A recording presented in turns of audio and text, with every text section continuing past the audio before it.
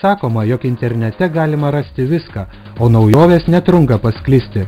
Šiandien jau neiškeliant kojos iš namų, lengvai galima išsirinkti ne tik vietą, kurioje norėtumėme gyventi, bet ir pasirūpinti visais įrenginiais ir daiktais, kurie būtini norint joje įsikurti. Dar viena iš neaprėpiamo interneto naujienų Lietuvoje – virtuali aplinkai draugiškų statybos gaminių paroda. Čia visi eksponatai pristatomi tik 3D formatu, tai suteikia galimybę pasijusti tarsi lankantis ekspozicijoje gyvai ir net dar daugiau. Parodos lankytojams suteikiama galimybė žvilgtelti į sudėtingų įrenginių vidų ir vizualiai pamatyti bei suvokti veikimo principą.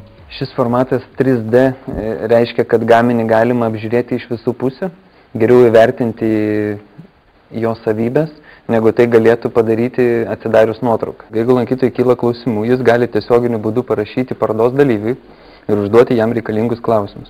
Štai čia apačioje yra tiesioginės bendravimo sistemos forma, kurie tiesiog sprakteli ir parašo tekstą ir parodos dalyvis tiesiogiai į savo sistemą gauna pranešimą, kad toks vartotojas ieško tokios informacijos ir jis tiesioginiu būdu gali atrašyti vartotojui.